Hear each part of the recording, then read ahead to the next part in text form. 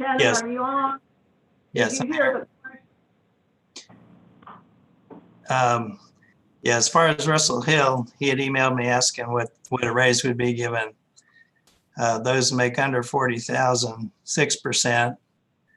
And then those that make more than 40,000, 4%. So I don't know what JP Madison was talking about, but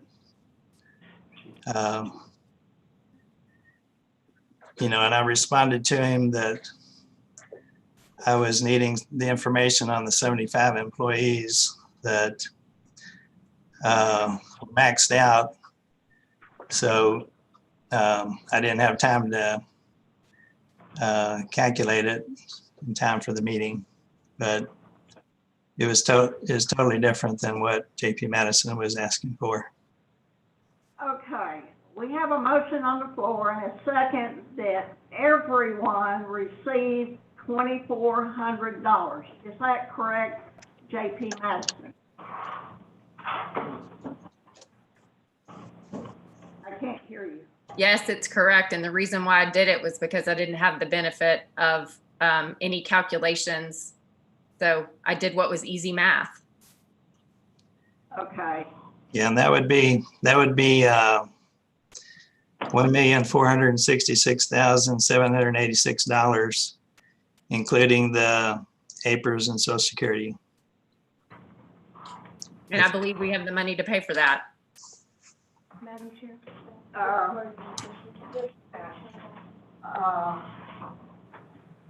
JP Jenkins.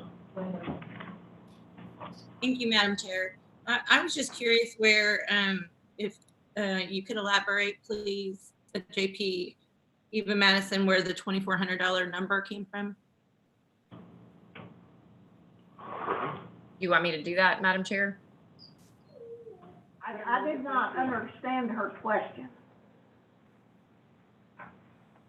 Would you like me to restate it? Yes, please. I was just wanting to ask JP Eva Madison to elaborate where the $2,400 number came from. Why 2,400? Where did that come from? Okay, JP Madison, would you like to answer that? Yes. I picked a number that was about halfway between what the lowest paid employee would get with a 4% and what the highest paid employee would get with a 4%. There was a range of around 1,200 to around 3,600. And my goal, as I discussed in the last meeting, was to give a more equitable distribution of the raises. And by picking sort of a midpoint, it rewards every employee equally and does not reward those at the top more than those at the bottom. In addition, $1,200 or $2,400 is $200 a month. And so it's a nice figure, I think, for people to be able to relate to in terms of paychecks. And it also ensures that any additional cost in insurance costs will be covered by everyone's raise. But it was mostly my concern with the fact that people who make in the low end, the $30,000 range, we're going to get less than $100 a month, whereas people at the high end of the range would get like $300 a month. And that just didn't seem fair. And it was just, rather than trying to say this range gets X% and this range gets X% and this range gets X%, it just seemed like what JP Lemming was talking about, giving everybody the same raise across the board to be equitable and have it truly be a cost of living adjustment. So I hope that addresses your questions. Thank you. I have a question for Shannon Worthen. Shannon, are you there? Yes, can you hear me? Yes. She said this would cost about $1.6 million? 1.4. Or 1.4? Yeah, What was yeah, the cost? yeah, 1,166,786. And 66, okay. But That's better. So what will that leave us with the unappropriated reserves? well, it would, with the Johansson recommended raises, we'd be left with about 4.3 million in general reserves. And this is more than that, so we'd be down below 4 million in reserves for general. Probably around 3.8, maybe somewhere like that. All right, I just want everybody to be aware of that. All right, further discussion. All right, Lisa. Thank you, Madam Chair. There's two thought processes I'm having. First of all, the goal that was established was so it would be more equitable for the lower ranged employees. Sounds to me a very socialist mentality that everybody has to be equal regardless of job skill, education, or responsibilities. I believe that everybody needs to be taken care of, but for it to be equitable is illogical based on criteria that we hire and employ people. Secondly, this motion is not a well thought out plan in that it isn't feasible for us to vote on a motion without any collaboration with all the stakeholders, primarily our comptroller, to have those numbers in front of us so we can see and actually know what we're voting on. In my opinion, this sounds like Obamacare when we're supposed to vote for it before. Point of order, this is offensive. I've been called a socialist. Okay, please. No one called you a socialist, Okay. madam. I mean, Justice Yeah. Madison. Facts, please. Well, those are the facts. Equitable for all employees, so therefore everything has to be the same, is a socialist mindset. That's all I'm saying. Well, okay. So that's all I have to say. Thank you. All right, thank you. JP Duncan, did you have your hand up? Yes, I just want to say I'll be voting against because of the impact to unappropriated reserves. We set out with the hopes of growing reserves to $5 million. With what happened last week and with this tonight, we're watching our reserves potentially hit the lowest they've been in years. I think we're in a scary position as a county if we continue to spend in the way that we have. So we're, on one hand, happy to just approve massive budget increases. And then we're happy to improve these massive raises, which I want to take care of the people just as bad as everyone else does. You have to understand what the impact to the bottom line is. To the end of the day, we can't run the county and have unappropriated reserves continue to dip. If we get down to 3.8 this year, what happens next year? And the year after that? It's just absurd. So I'll be voting against with the full intention that we've got to grow our reserves and be mindful of that. And we've got to rein in spending. All right, JP Pond? What I would like to find out is, and I'm in agreement with J.P. Madison on the trying to do something. We're not trying to make it where everybody gets paid the same. We're just talking about the rate. But I'd like to see what the number, what kind of hourly increase it would be if we took the same amount of money that we've pretty much kind of got in agreement on by taking the amount of money it's going to cost the county to do the raise that JP or that Mr. Joe Hanson has recommended. I mean, the salary or the employees' pay and the benefits, you know, the APRs, the whole thing. So See- you're actually looking at the $950,598 figure. Is that what you're looking That at? covers, that number covers everything. Yes, It's almost $1 million. yes. So we take that amount of money and see how that would be divided up. Okay, With- we've got a motion on the floor. I know we do, but we're discussing, and I'm just saying, we'd have something there that we could look at. Right now, we don't know how much money we're talking about. Besides the two, $200 a month raise, then we've got all the benefits we gotta pay for on top of it. I'd like to know what kind of number that is before I could vote on what Okay. we're doing. Thank you. JP Lemon. I'd just like to ask a question to Shannon. What does the 950, 598 do toward our unappropriated reserves? How does that change it with that number? Well, with the 950 is the Johansson raises, and then including the elected official raises and the step raises are already included. It would take our general reserves down to about 4.3 million. With all the budgets staying as requested. Do we have, I never did really get a true, I tried to contact you the other day and asked you the true number on the exact amount of employees, and I know that probably changes every day. Are they around 475 right now? Well, there's about 667 positions, but they aren't all filled. And I'm not, I'd have to do some checking to verify the 497, if that's the actual number of employees or not. Okay, so we have 667 positions. Okay. Is there any other discussion on this motion?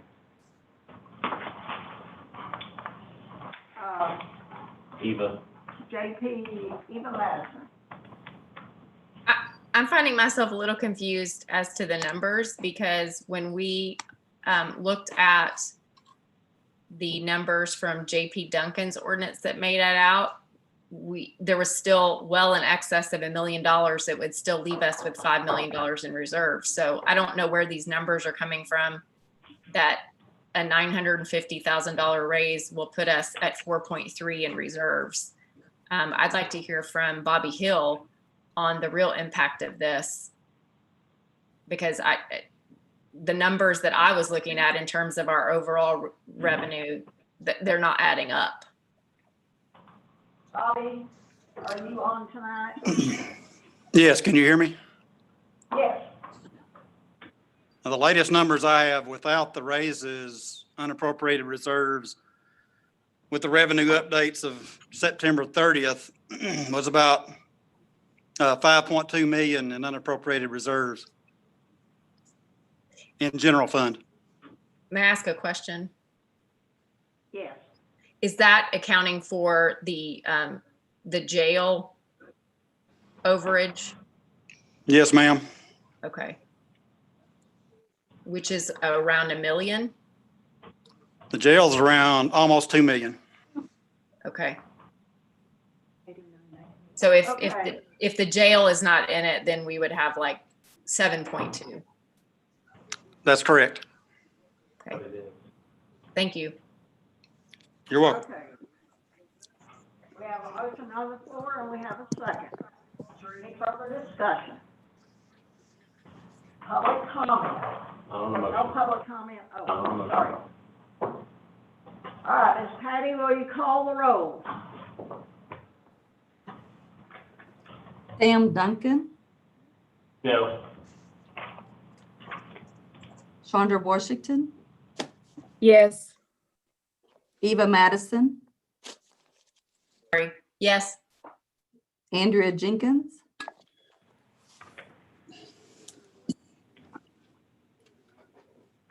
Andrea Jenkins,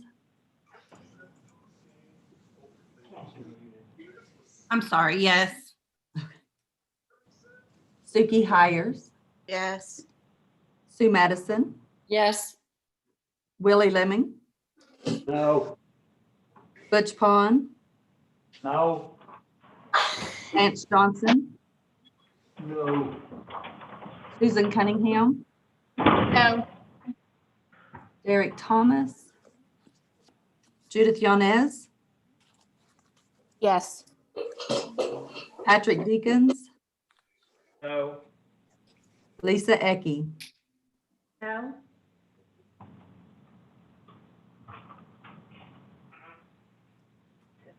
I have 6 for, and 7 against. All right, so the motion fails.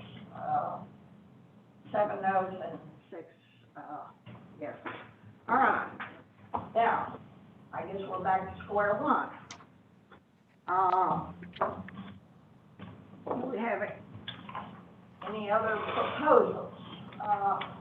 J.P. Pond.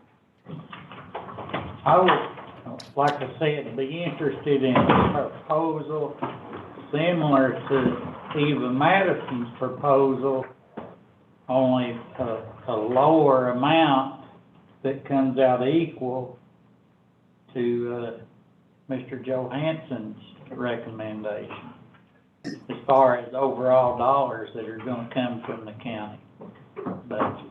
So, okay. Your suggestion then is take the $950,598 that would be used in Joe Hanson's proposal and Well, you know, dividing that equally, is that, dividing that equally among the employees on an hourly. so we have 667 positions. Yeah, but we need to know employees. No, because if we ever fill the full 667, we have to pay those salaries. JP Harbison, Just a minute, please. Are you finished, Mr. Lemon? Yeah, but that don't make sense, but whatever. All right, J.P. Eva Madison. yes, Mr. Worthen's calculations were not based on the number of positions. They were based on the number of filled positions, and it was 497 positions. 422 were going to be up for the 4%, and 75 would have been capped at the 3% because they're at their maximum. And so JP Lemming is right that our numbers are not based off of number of positions, but they're based off number of filled positions. So if JP Pond, if you use his logic, I'm not entirely sure of the APRS and Social Security percentages, but I think it would be around 1,900 a person if you took the 950,000 and divided by 497. But then the actual raise, so money in the pockets, would be reduced because of the cost of APRS and Social Security. So I hope that addresses your questions, JP Lemming and JP Pond. Okay. Mr. Worthen, Shannon, are you on? Yes, Can you clarify that, please? okay. The 497 doesn't include the sheriff's step positions because they're on their separate system and they're getting their percentage raises. So the if you're wanting to spread around the 773,032 for Johansson raises, that would be about 130 per month. Where did 950 go? But that 950 is increased by APRS and Social Security. So 130 times 497 times 12 would be the 770 some thousand times. So it'd be about 950,000 after APRS and Social Security. So it'd be 130 a month raise for all the employees other than the step employees.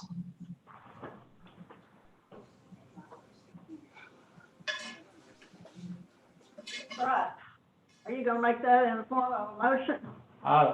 First I'll ask to make sure that Mr. Worthen he's also taking the benefits out of that. I mean, the benefits are paid in that, the 130 a month benefit. Yes, the other benefits of the health insurance and the life insurance are in there regardless of the raise. So the only additional amount that has to be taken into account is the APRS and the Social Security. That's the employer share. This comes more in line with the budget that we've been trying to make out. So I move that we do this, word it how Mr. Worthing thinks that should be worded. Let me ask one more question. Just a minute, JP Deacons is next. Second. What's the motion? Second. Just a minute. We need to clarify the motion. JP? Can I ask, I just want some clarification, Yes. and also I might ask Mr. Johansson some questions if you're allowed. Yes. First of all, we're going about this backwards again. I hope people realize that. Yeah. We need to decide how much money we have for raises and then decide how much we allocate them. We're trying to decide we're going about it backwards. We're wanting to give everybody the raise and then we're going to fit it into the budget. I'd just like to highlight that. It makes it extremely difficult to move the target. Mr. Johansson, can I ask you a couple questions? In your presentation last week, you had noted that there are some people who make over market. We're aware of that, and we would give them a one-time bonus. Couple follow-ups to that. We were just doing that as a reward. It does not improve the county's statistics for comparables in terms of compensation, right? So the individuals that are over the maximum. That were over the max, you said you were recommending a one-time bonus, is that correct? So, Mr. Johansson? Claire, come up here a little bit so they can hear you a little bit better at these mics up here. okay, sure. Thank you. You're welcome. All right, good question. So, the employees that are over the maximum are 120% of the midpoint. So they're well above midpoint and they're well above market. When you get to that level, you typically either stop pay or alternatively give a one-time check and not keep adding to the base pay, so that you then take those resources and reallocate them down in the first and second quartile, people who are at the minimum up to the midpoint. Right. Historically, each year, the court has allowed employees that are over max to get the full benefits of the increase, whatever increase has been decided, and that's been perpetuating the number of employees that are over the maximum. Sure. So the recommendation is a 3% one-time check that's not added to the base, so that in subsequent years, you're not paying for that added to the base. It's a Right. one-time allocation that doesn't reoccur for those 75 employees. Sure. But so I think you're confirming what I was saying, but I probably ought to ask my question. You kind of set this target, you're showing us, we're 6% behind market roughly. I believe that was in your presentation. That's correct. To raise the base pay improves that percentage, but giving the bonuses doesn't improve our pursuit to narrow that gap. Well, what it does do is it allows you to have the resources to start adding to the base of the employees that are where it counts, where we add to their base. Right, absolutely. If we don't do that and we keep adding to those over the maximum, we will not have the resources to be competitive for the employees that are again, in the first and second quartile, and we're gonna lose them to the market because they're less than midpoint. So I think it really helps us in a couple ways. One, we're not having a recurring expense for the employees that are over maximum, and we have the ability to have the funds for the employees that we're at risk of losing because they're somewhere between minimum and midpoint of the range. Sure. It might take some number crunching, but you would know if an employee is 5% below market versus one that is 3% above. I mean, statistically, you have that. So that's why we look at the whole group. Right. Because if we looked at each individual, then how long have they been with the county? Are they just newly hired? Have they been here for a while as far as where they fall within the structure? So that's why we look at all positions. Right. Inclusive of the employees that are over maximum. The ones that are over maximum are actually helping us be closer to the market than we would be if they were down in the third or fourth quartile. Sure. We would be further behind So market. what would be the mechanics if the court said, we have X number of dollars for rate? Mhm. Bring the bottom ones up, Right, the people who are furthest from market right.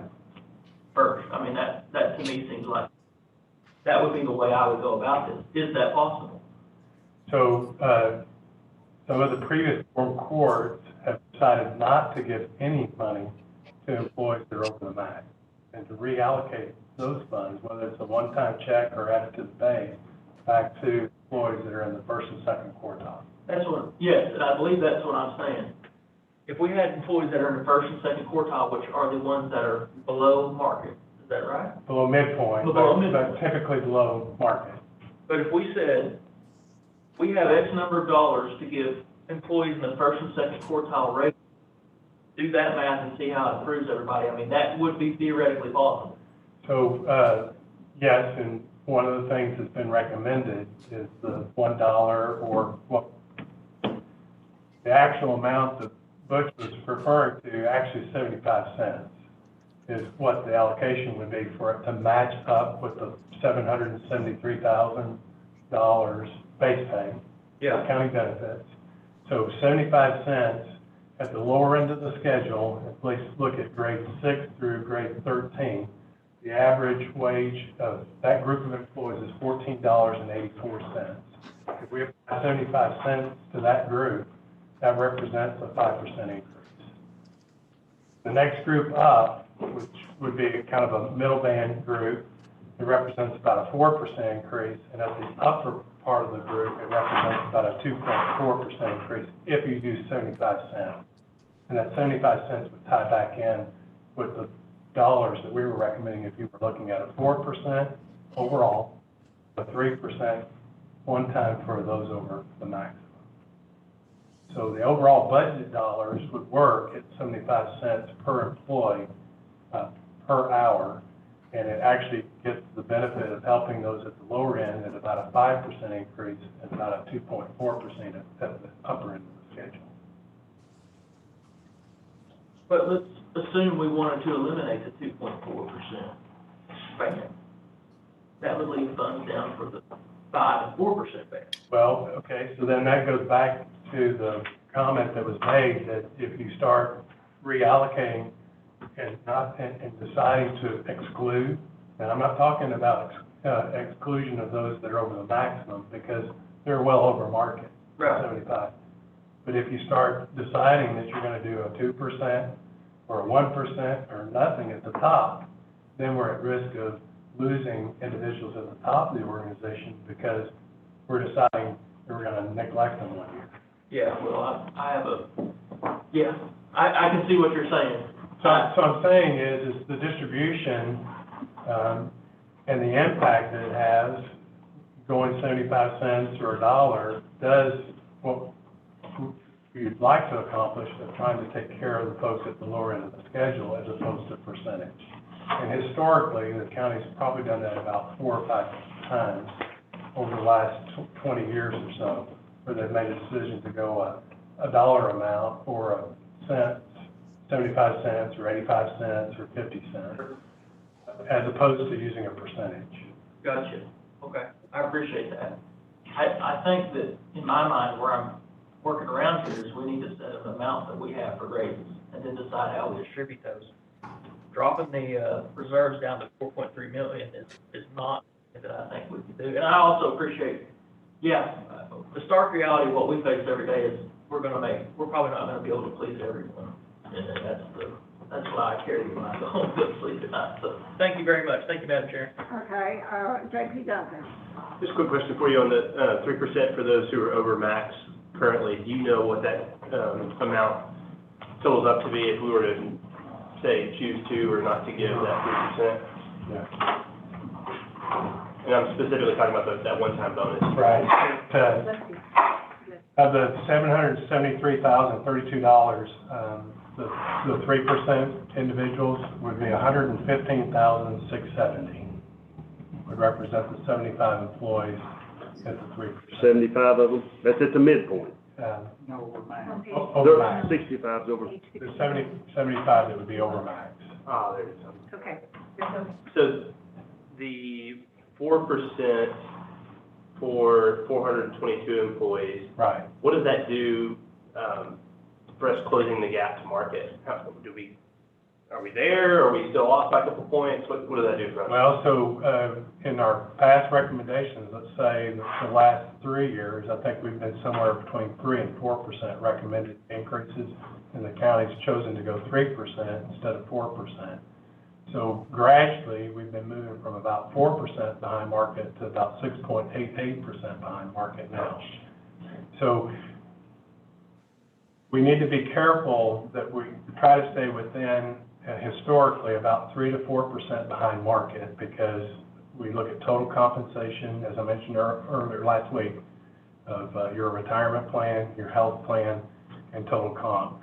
We've been able historically to stay about 3% behind market and still feel good about our base pay and our total compensation. If we decide to do something less than that, then it just means that we're going to be further behind market in the subsequent budget cycle. Okay. So the way I'm reading it now, I'm actually looking at the documents that you shared on the last budget finance meeting. The 115,000 or 3% for 75 employees, where a 4% increase places salaries above respective pay grade. Is that after the 4% that would place them above the pay grade, or they are already currently above pay grade max? So that's a good point. So I think right now we would have 71 if we didn't have a 4% increase. If we have a 4% increase, we have an additional 4 that would go over the top. So we have 75 if we were actually giving that 4% to everybody, and it would push them over. The recommendation would be that we actually look at those that are over maximum, and right now, that'd be 71, but we'd be 75 if we actually allocated the 4%. So it's still pretty close. Okay. And then your opinion, if we were to not give the 3% bonus, do you think that puts us at risk? Well, not necessarily for those employees, because they're already 120% above midpoint of the range. But part of the reason why most organizations do something for the employees over max is to recognize their contribution, but just not add it to their base. So this $115,670 would be a one-time expense, but it's not going to be a recurring expense unless we add it to their base. Okay. Thank you. Okay, J.P. Pong? I'd like to add to my proposal for the ones over max to be paid a one-time pay and not added to their base. Okay, so okay, that'll be an amendment, Yes, all right? if I can get a second. I'll second that. All right, second, okay, so we have an amendment that those at the top would receive, One of the one-time 3%. All This right. includes papers. Yes? Is this I papers? don't think so. Is this Does matching? it, $773,000 does not include APRS or benefits. That's why it's Just base pay. 950. No, Just but the 115,670 for the 75 employees. So right. How that works from an accounting standpoint, I'm not sure, because it's a one-time check that's not added to the base. So I'm not sure how that calculates with an impact on papers, since it's not added to the base pay. It would be their salary, though, that's what we have to make sure in accounting. I do have one Yeah, other definitely. comment. Someone Your would tax want is to more run than- a number on that, because it's probably a little bit different than would be if it was added to the base and Monthly, perpetual, and had a perpetual so they value, won't get a monthly increase. They'll just get it all at once. a one-time check. okay, I do want to say, I can't begin to tell you how much I value Mr. Johansson's input, his experience. Like I've said many times, we don't have a place to start without his knowledge, input, and experience in this. We don't have anything really scientific to base our thoughts on. And I want to tell you again, I thank you. Thank you. okay, thank you, J.P. Pong. J.P. Lemming, you're next. You had your hand up. No? Can I just get clarification on what our actual motion is? I've kind of lost it. Okay, clarification, J.P. Pond? I can do that. It's $130 a month.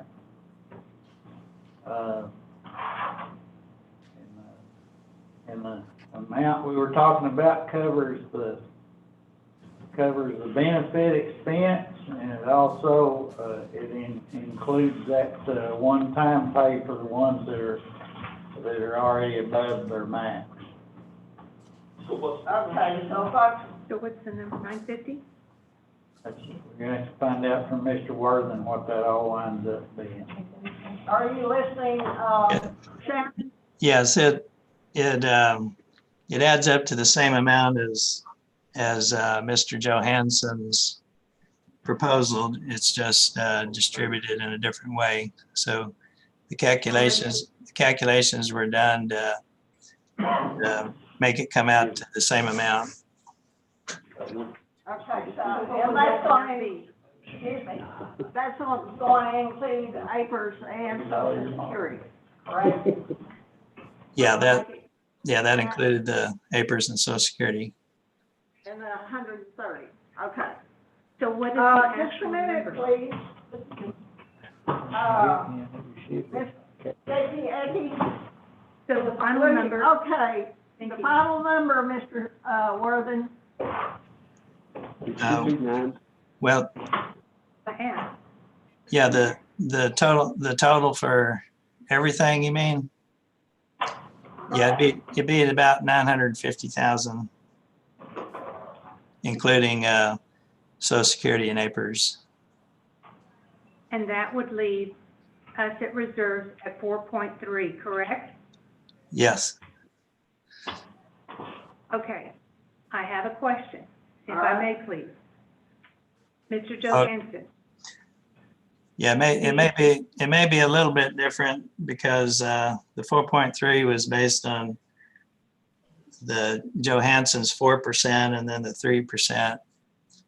Even though the total money would come out the same, it might shift the money a little bit where the reserves may not be exactly the same, but it should be pretty close.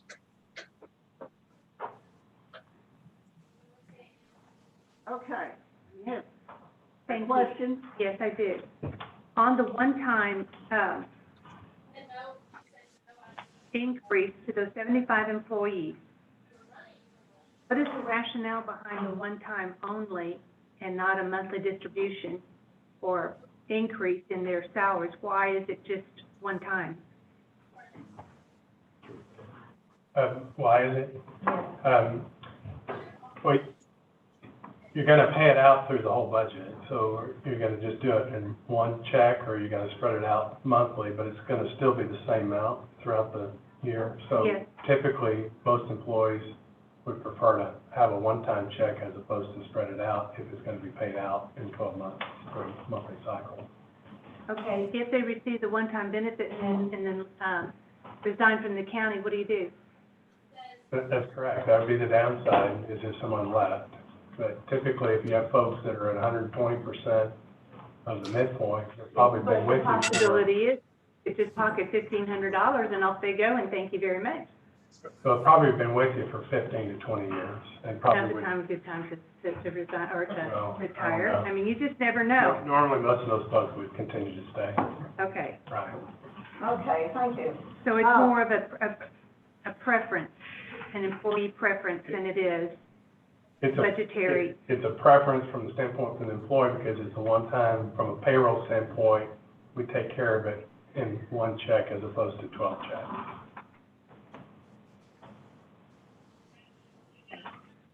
Okay, J.P. Diggins? One more time for clarification. You said the number with the one-time payments was 773, right? What was the number if you did not do the one-time payments in your proposal?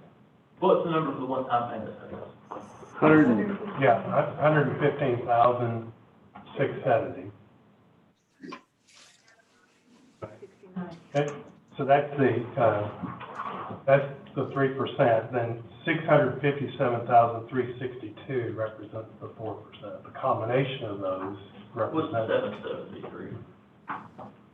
So what is, say that 600 number again for me. So 657,362 would be your reoccurring expense.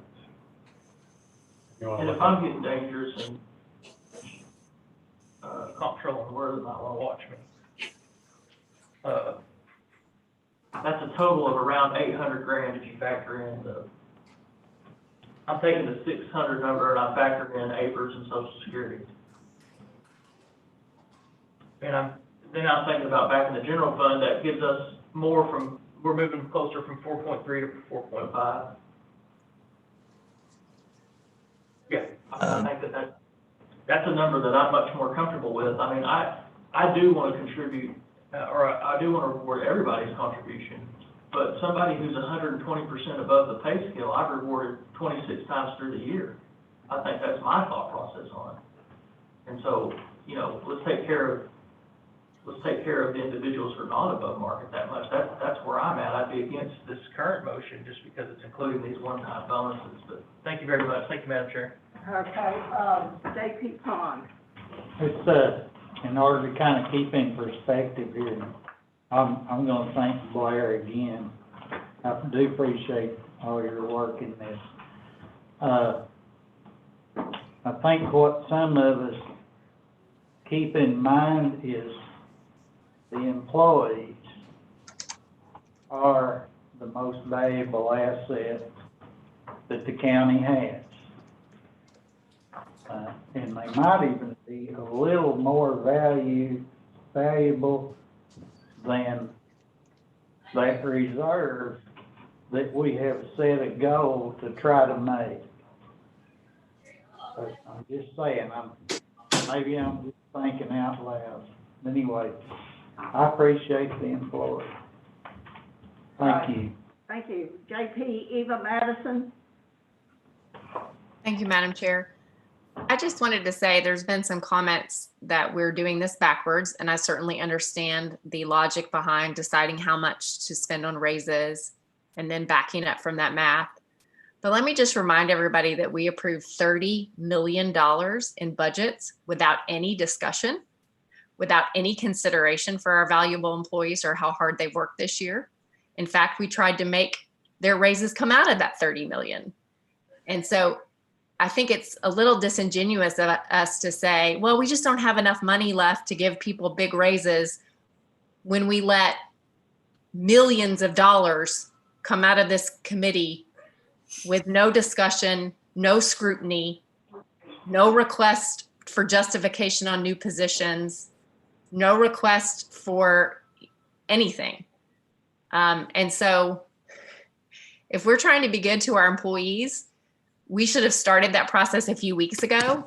And so I agree with JP Pond. If we're going to have to dip into reserves, I'd rather do it for the employees and go back and revisit other budget issues. But this is just still not a lot of money for our employees.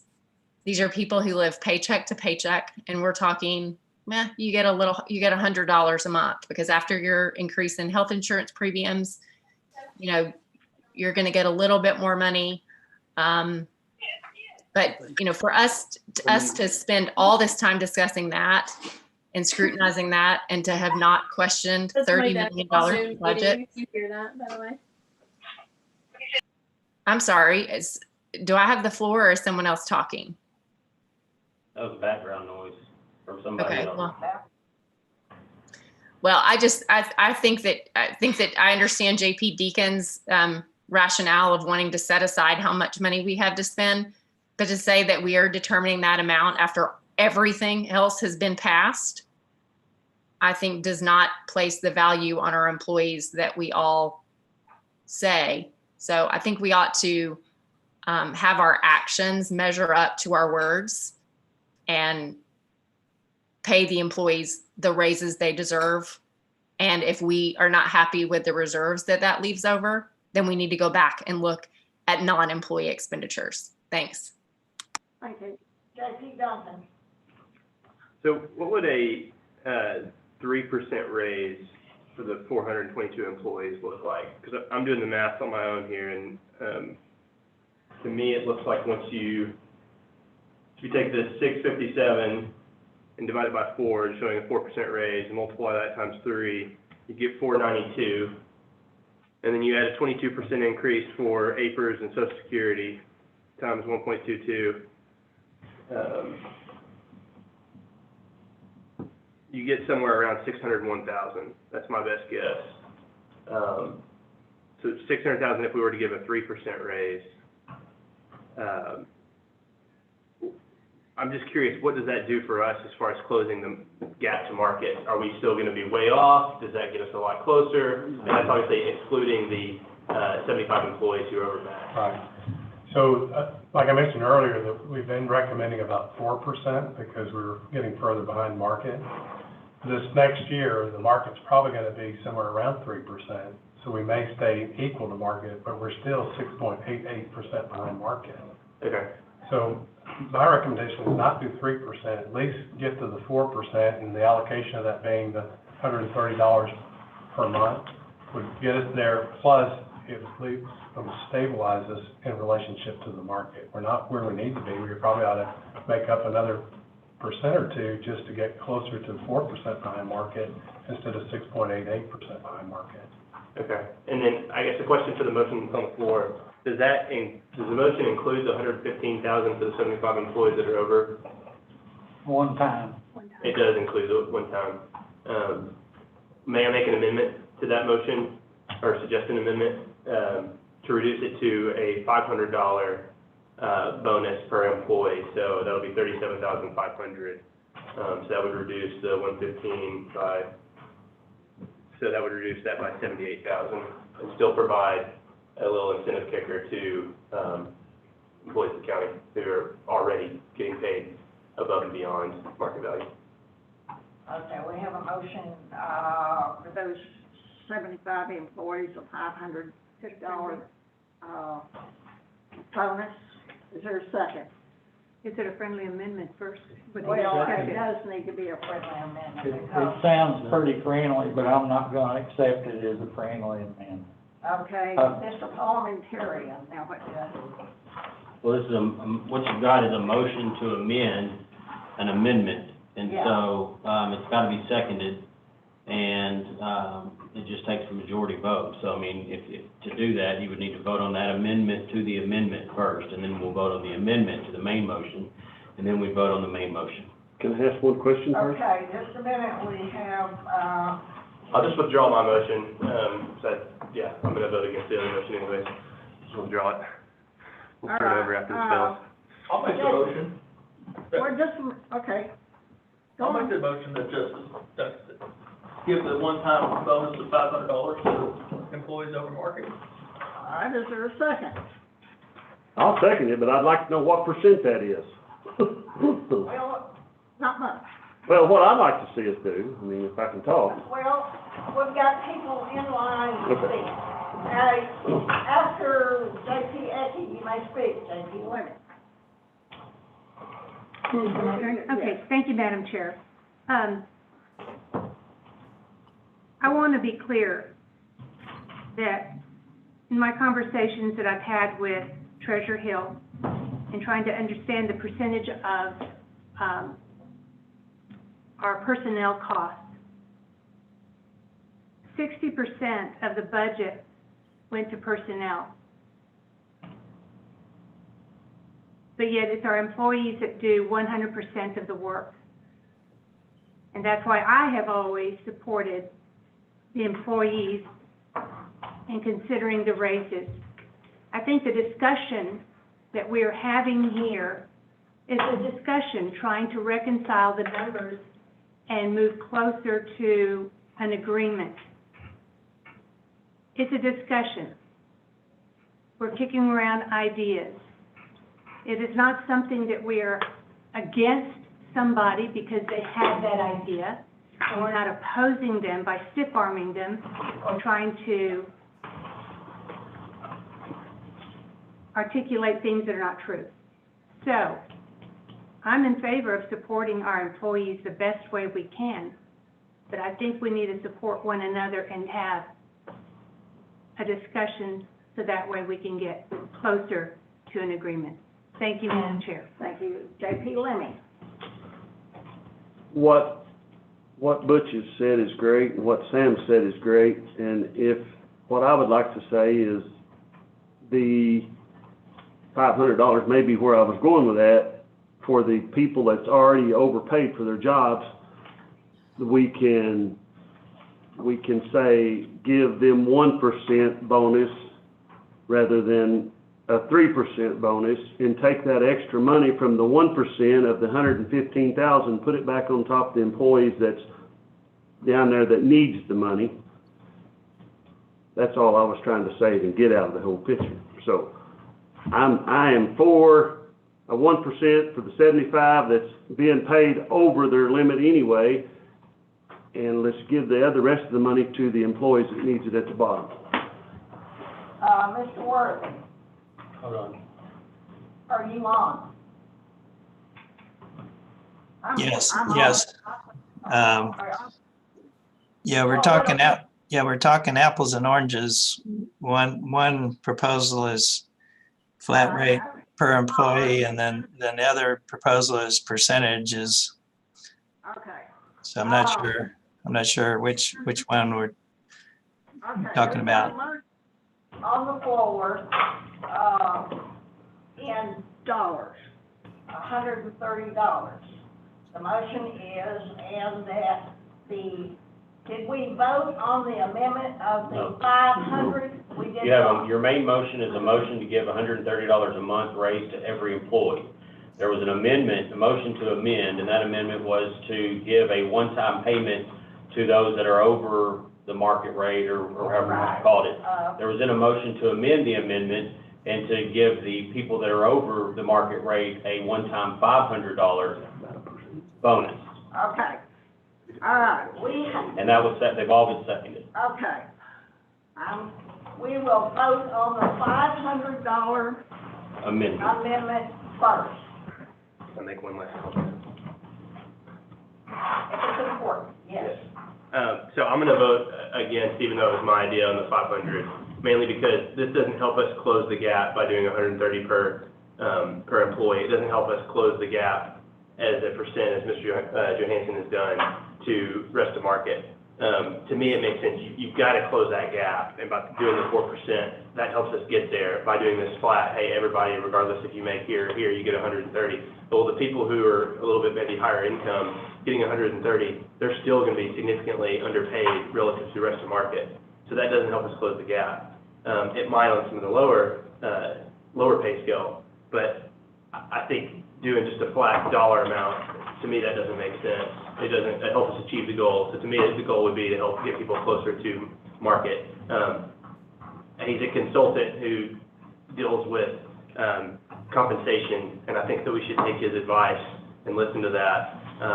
And my idea would be still to take that advice on the 4%, give that to those who are not above and beyond market, and then for the rest of market employees, or the people who are above market average, give them the 500. That would reduce this by about $75,000 and help us get everyone else back up to market level. So I'll vote against. Okay, we're going to vote on the motion to give the 75, at the top, a $500 bonus. Ms. Patty, will you please call the roll? That's the motion, just to give them Now, that's to amend the main motion. To You have amend the them. main motion. And then we got to vote on the motion after that. Madam Chair, can I ask for a clarification? Okay, who's speaking? Eva Madison. JP Eva Madison, what was your question? So it's to take those 75 out of JP Pond's proposal, and they would get no raise, but only the bonus. Is that? They would get a bonus of $500 And no raise. and no raise. Okay. Correct. Okay, thanks. All right, Ms. Patty, would you call the roll, please? Sam Duncan, No. Chandra Washington, No. Eva Madison, Yes. Andrea Jenkins,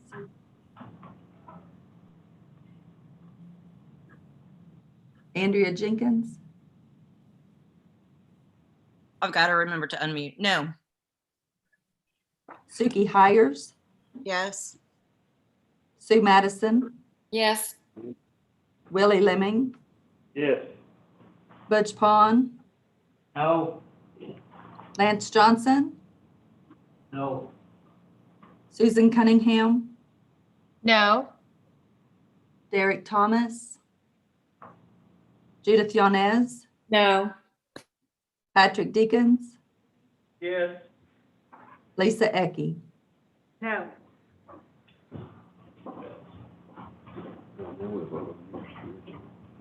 I have 5 for, and 8 against. All right, so it fails. All right, now we're back to the Amendment to amended, give a one-time payment to the people over max. The full amount, not the 500, okay. whatever that was y'all were talking about. What was the full amount? The 3% one-time bonus instead of a raise. $115,670. Okay. Okay. All right, this is the motion.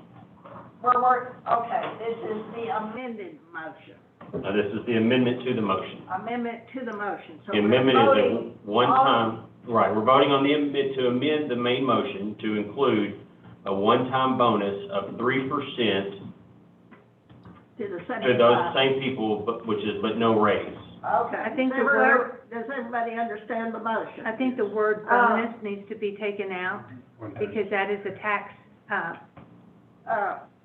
rate that is We're gonna almost call it 60%. something else, whatever. Okay. One-time check. It's a one-time check. one-time check. One-time payment of 3% with no raise. Okay. Miss Patty, will you call the roll, please?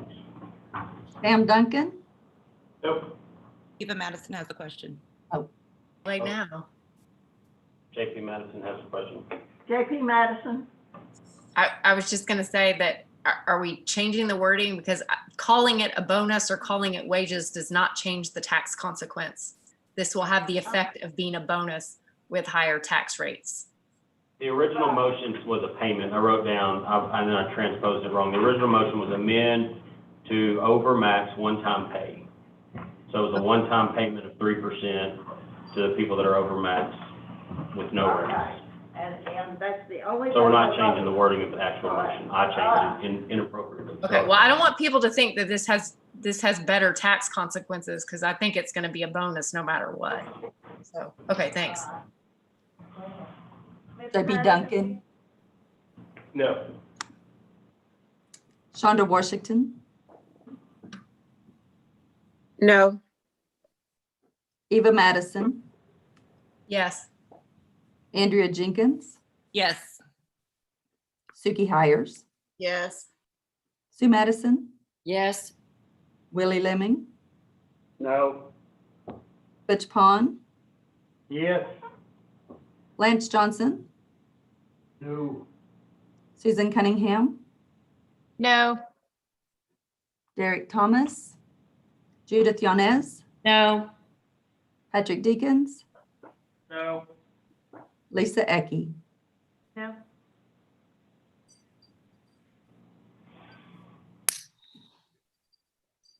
I have 5 for and 8 against. 8 against, okay, that failed. Now we're back to the main motion. All right. The main motion was, the motion is to give a $130 a month raise to every employee. All right. Does that include the 75? That was for Okay, all everybody. employees get $130. All right. Any further discussion? Oh, wait a minute. We've already started voting, so. Well, I'm so sorry. I just need, what's the dollar value? I'm sorry, we've thrown around numbers so much tonight, I can't. Okay. Dollar amount, Mr. Worthing, are you on Yes. the 100?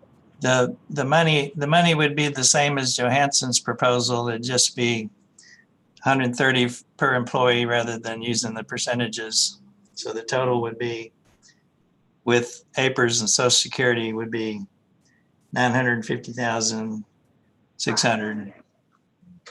Okay, Bringing us down to 4.25 million. all right. reserves. Please don't interrupt. All right, we have a motion. Does everybody understand the motion? All right. Okay, Ms. Patty, call the roll. Pam Duncan, No. Shonda Washington, Yes. Eva Madison, Yes. Andrea Jenkins, Yes. Suki Hires, Yes. Sue Madison, Yes. Willie Lemming, Yes. Butch Pond, Yes. Lance Johnson, No. Susan Cunningham, No. Derek Thomas, Judith Yanez, No. Patrick Deacons, No. Lisa Ecke. Yes?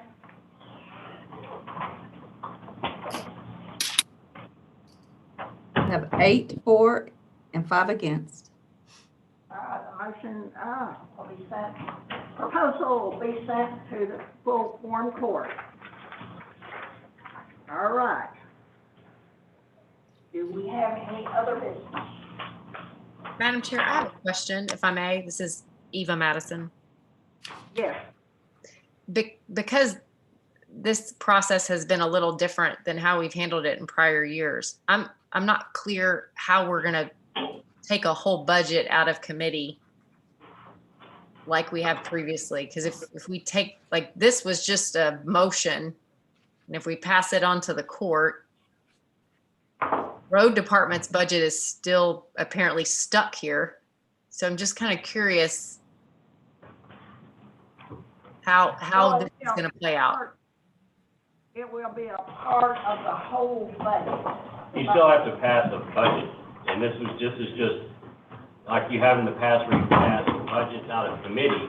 That didn't mean that the budget passed, it just meant that the form court has moved that into to vote on as a full form court as part of the budget. I So understand. anything- I'd like to direct my question to the chair because I'm just curious. This is our last scheduled meeting that I'm aware of to discuss budget items. And we've sort of got part of the budget out in a form of an ordinance, part of it out in the form of a recommendation, part of it still here. So, I mean, I understand that ultimately a full budget ordinance will have to be presented to the quorum court and passed before the end of the year, but what are the mechanics for finishing this process in this committee? Because I feel like we're just sort of in this weird incomplete status. Committee, it's passed out of committee, so it goes to the form court, and it'll be a part of the budget, process. And since we've done things a little bit differently this year, this basically, sums up everything except budget controls, which we will do at our regular budget meeting. So are we not going to approve a road department budget? Well, It failed. it failed, but if it's part of the budget, as far as I know, we're not gonna go back and revisit it. It will be either passed with the budget or it will not pass with the budget. And No, I'm sorry. The budget, the road department budget failed in this committee. It cannot go out of this committee if it failed. Well, we had the same situation happen last year with our, collector, if you remember. And I don't think we went back and revisited that. Okay, well, I'm just going to state for the record that this committee should not tolerate the chair pulling out an item from the budget that the committee voted down. That warrants further discussion and information and budget cuts or revision. Ron Lester, will you rule on this, please? I'm sorry, rule on what? Well, he's arguing with me over things that are in the form court now. And she I want to know why I was muted while I was in the middle of talking and I had the floor. I am so tired of this. I'm trying to answer your question. I was talking in mid-sentence. I was muted again. It is so ridiculous that this continues to happen to the Democrats. Call. It's your call. Oh, I know it's my fault. No, your call. Your call. Oh, it's my call. Well, I'm asking you as a parliamentarian on the road budget, since it failed in this committee, what is the next step? Well, if it doesn't go out of this committee, then there is no budget, and so there will be no money appropriated for use in the road department, so there will be no road department. So we need to address the road budget again, correct? Correct. Okay. Or it could be added at a quorum court meeting, to be done during a quorum court meeting. It could be done during a quorum court meeting. That's correct. So much. Okay, I guess that was, did you hear the ruling on that, JP Eva Madison? That's not a parliamentary ruling. That's, I mean, I don't know why we're wasting our time in committee if everything we do can just be done in quorum court. What was the purpose of this committee considering a road budget and voting it down if you were just going to pass it on? That was the ordinance that y'all passed at the beginning of 2019 that says everything can go directly to quorum court regardless of whether it I'm goes not, to a committee. Mr. Lester, I'm not talking to you. I'm directing your comments to the chair. I'm not talking to you either, JP Madison. I'm talking to the chair. Okay, but I'm talking to the chair. She's recognized me. Please be civil. All Well, right. tell the county attorney to speak when he's spoken to. Well. Oh, yes, ma'am. Him, question. Well, I didn't ask him a question. I asked you a question. All right, I'm trying to answer it, but you're not giving me the opportunity to do that. Well, you're telling me that this committee voted something down, but you're going to pull it out anyway. All right. Move we adjourn. Okay. Second. We have to have public comment. No one has the floor. You don't have to, and you have to be recognized to have the floor to move. All right, Jason, okay. Is there any public comment to this meeting? Sherry Main. Who? Sherry Main. All right, Sherry May. Yes, can you hear me? You can. Yes. Okay. Gary Main, 15574 Riches Road, Fayetteville. And I've been listening to all of this from start. And my question and comments are, has this committee approved the budgets by department to the full quorum court? If so, or if not, I have a couple of comments. In 3 departments, the county judge budget from the general fund is pulling $425,000 extra for an emergency fund. That is money back into the general fund to disperse or budget into other areas if that has not been approved. The second comment I would like to make is on the county attorney budget. From the general fund, it's pulling $92,000 extra for a deputy county attorney, and I don't know if that's been approved. I've watched these meetings every since you've had one on this budget issue.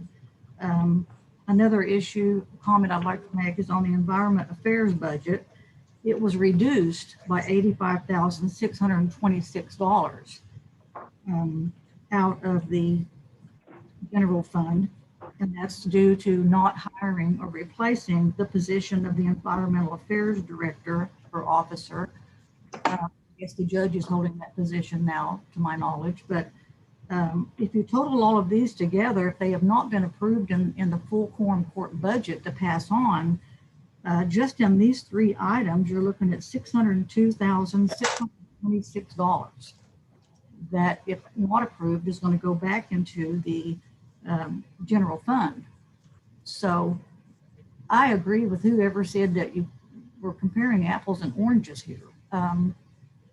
If you haven't approved all of the budgets by department, or the ones that are more have increased by a tremendous amount, and you haven't approved those,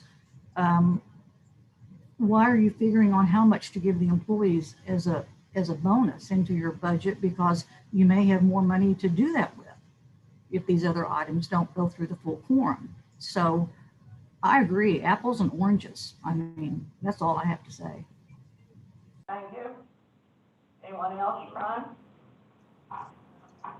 All right. I don't think we have a quorum. Okay, JP Andrea Jenkins. Thank you, Madam Chair. As Chair, can you explain? I'm very worried about the fact that we didn't vote on the roads department budget and how that will be going forward. Should we schedule a special meeting to do this? I don't feel like we should be moving it forward when we voted against it. All right, we need one more Budget Finance Committee meeting, and I will put that on that agenda. We have to look at the, budget controls. So we'll do budget controls on those, okay? At our next regular finance meeting. Okay, so we will discuss the roads budget at our next Finance Committee meeting. Yes. Thank you. I'll make that. Thank you. All right, I'll have a motion to adjourn. Second. Yeah. All right. Everybody, all in favor, say aye. Aye. Thank you. Thank you, Dan. Appreciate you very much. I do. Thank you. I do. I don't think I'm appreciated